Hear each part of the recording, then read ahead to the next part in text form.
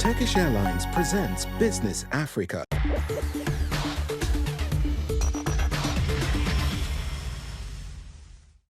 Bonjour et bienvenue dans cette nouvelle édition de Business Africa. Je suis Ndé Ayoka. Voici les titres. Cette semaine, on parle du Made in Africa, en particulier de l'industrie de la mode qui est en ébullition. Nous verrons pourquoi cet écosystème a tous les atouts pour devenir un champion mondial du secteur. En Angola, la Banque africaine de développement a promis des fonds pour aider les pays africains à améliorer l'accès à l'électricité lors de la 7e édition de l'Africa Energy Marketplace. Et enfin, nous irons en Arabie Saoudite où le Forum mondial de la cybersécurité a réuni des experts du monde entier autour d'une même question: comment définir les priorités communes dans le cyberespace? Le secteur de la mode et du design en Afrique regorge d'opportunités et d'un savoir-faire unique.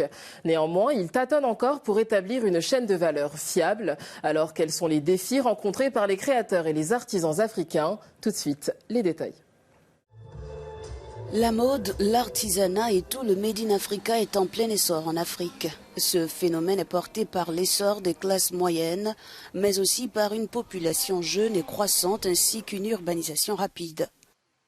Depuis ces dernières années, on assiste également à une croissance rapide du secteur numérique, facilitant le commerce intra-africain d'une population bien déterminée à redéfinir l'image du continent aux yeux du monde.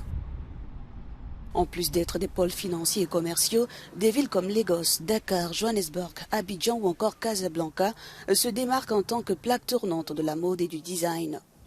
Sur le continent, 32 pays organisent des semaines de la mode pour promouvoir le secteur du textile au niveau régional et international. Mais comme d'autres, ce domaine n'est pas exempt de défis. Le Made in Africa peine encore à atteindre son plein potentiel et cela en raison d'un certain nombre d'obstacles. Dans son dernier rapport publié fin octobre dédié au secteur de la mode en Afrique, l'UNESCO évoque notamment la difficulté pour les créateurs à s'approvisionner en matières premières de qualité à un prix abordable. Dans son étude, 59% des artisans et créateurs interrogés placent le manque d'investissement public et privé en première position des principales contraintes au développement du secteur. Ensuite vient le manque de formation suivi du coût et disponibilité des textiles locaux et le manque d'infrastructures. L'Afrique importe chaque année pour 23,1 milliards de dollars des États-Unis de chaussures, de vêtements et de textiles, mais exporte 15,5 milliards de dollars de ces produits, soit un déficit de 7,6 milliards de dollars. Pour aller un peu plus en profondeur, nous recevons aujourd'hui Nelly Wandji. Elle est experte dans le luxe et les métiers d'art africains. Madame Wandji, bienvenue dans Business Africa. Outre le manque d'investissement, quels sont les principaux défis auxquels vous êtes confrontés dans votre travail de promotion des créations africaines ? Il me semble que le premier défi est celui de la coordination en fait dans l'écosystème. De dire voilà, si par exemple on a une Fashion Week à Paris et qu'il y a plusieurs designers qui arrivent à Paris, comment faire pour avoir un meilleur impact de la collectivité de ces designers-là sur le marché parisien. Une fois qu'on a dit ça, bien sûr, l'un des grands freins aujourd'hui est le fait que les écosystèmes ne sont pas assez structurés pour répondre à une grande demande internationale. On se rend bien compte que ces 10 dernières années, le monde entier a découvert l'Afrique, a découvert aussi une nouvelle forme de créativité. Donc, comment répondre à cette demande-là quand on est sur des marchés locaux en Afrique qui ne sont pas assez structurés en termes de protection intellectuelle de la création locale, dans l'accompagnement à l'international. Donc, c'est tous ces aspects-là qui me semblent aujourd'hui aussi les plus prioritaires à engager dans une forme de changement. Bien sûr, il est difficile de faire tout cela si on n'a pas de financement. Pour développer le secteur, l'UNESCO propose de renforcer la protection juridique des créateurs et d'améliorer la transmission des savoir-faire. Quel genre de politique vous préconisez ? Un des secteurs aujourd'hui qui me semble totalement abandonné, c'est l'éducation même à la création. Donc, il ne faut pas voir le secteur de la mode comme un vase clos, il faut le voir comme intégré au développement global, en fait, finalement. Donc, je pense qu'une fois qu'on a dit il faut de l'intégration verticale de la chaîne de valeur, il faut du financement, il faut des lois qui favorisent un commerce efficace entre les pays africains eux-mêmes. Quand on regarde aujourd'hui le déficit de la balance commerciale africaine sur les secteurs du textile et des accessoires, il est chiffré en milliards de dollars. Donc il est là le potentiel finalement des entreprises africaines. On remarque que la culture africaine continue d'inspirer plusieurs grandes marques du monde entier, certaines déjà bien établies. En ce sens, comment les créateurs africains peuvent se démarquer de la concurrence ? Alors, c'est vrai qu'on a tendance à oublier que le secteur de la créativité est un secteur business. Et ce qui fait aujourd'hui qu'on a le sentiment que les grandes marques internationales ont peut-être la possibilité de mieux présenter au monde, parfois parce qu'elles ont les moyens, qui leur permettent de bombarder à tout va grâce à la culture africaine populaire qu'on retrouve aujourd'hui dans toutes les grandes capitales internationales. La culture, une fois qu'elle est rentrée dans le champ public, elle n'appartient plus à personne. Il y a des mécanismes pour protéger ces atouts culturels, pour protéger les productions territoriales, mais ce sont des choses qui n'ont pas encore été mises en place. Et il en va aussi des gouvernements. On ne peut pas attendre tout du secteur privé et des entrepreneurs, déjà pour valoriser, ensuite pour protéger et accompagner à l'international. Madame Nelly Wandji, merci d'avoir répondu à nos questions. Merci infiniment à vous. L'Africa Energy Marketplace s'est tenue à Luanda sur le thème « Accélérer les réformes et augmenter les investissements dans le secteur de l'énergie ». L'événement a été l'occasion pour le gouvernement angolais de présenter son projet d'électrification pour les prochaines années. Luanda, la capitale angolaise, a accueilli la 7e édition de l'Africa Energy Marketplace, organisée par la Banque africaine de développement. Cette plateforme d'investissement collaborative vise à éclairer et à dynamiser le continent conformément aux 5 priorités stratégiques de la banque.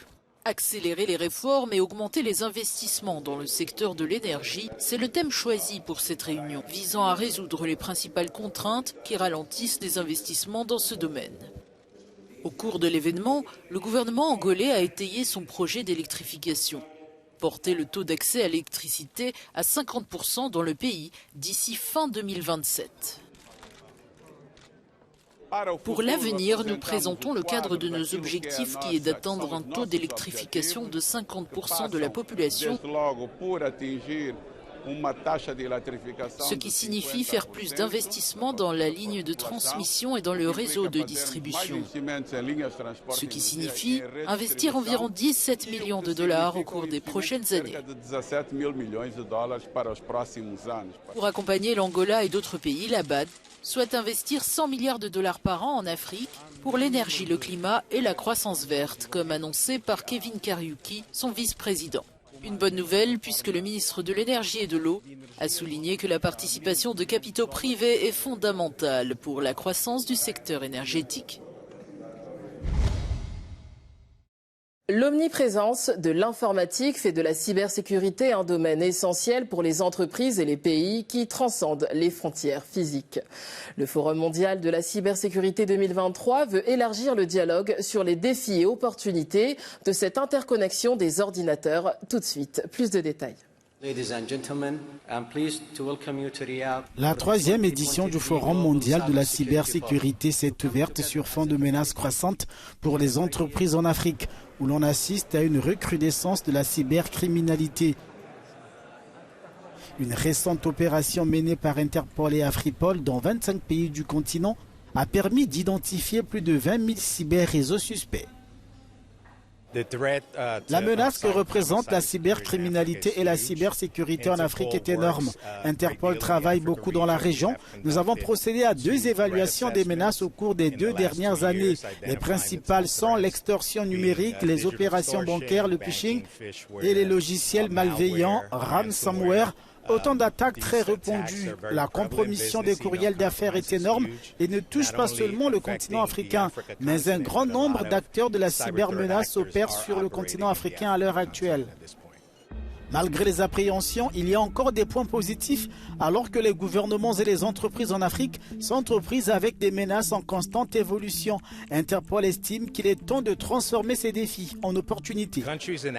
Les pays d'Afrique peuvent certainement en faire une opportunité. Je pense que les entreprises doivent travailler davantage ensemble. En ce qui concerne l'application de la loi, je pense qu'il y a toujours une hésitation à faire intervenir les services de police dans la discussion. Pourtant, il est essentiel, notamment à des fins d'attribution, de trouver les auteurs des attaques. Nous avons besoin que les entreprises travaillent main dans la main avec les forces de l'ordre et c'est la seule façon de faire des réels progrès. Pour Marco Gerk, expert mondial en cybersécurité, la cybersécurité et le monde numérique pourraient conduire à une création significative d'emplois. Pour l'Afrique, comme pour n'importe quel autre continent, les défis auxquels nous sommes confrontés aujourd'hui peuvent être des opportunités de demain. L'ancien président de l'Estonie s'exprime aujourd'hui. Ce pays a été victime de cyberattaques et a développé une industrie de la cybersécurité très solide. La cybersécurité est une grande opportunité. C'est l'opportunité de travailler pratiquement dans n'importe quel endroit du monde parce que nous utilisons la même technologie. Les défis actuels de l'Afrique pourraient être le catalyseur de la croissance future de l'industrie mondiale de la cybersécurité. Business Africa, c'est terminé. Cet épisode est à voir et à revoir sur africanews.com et sur toutes nos plateformes digitales. À bientôt.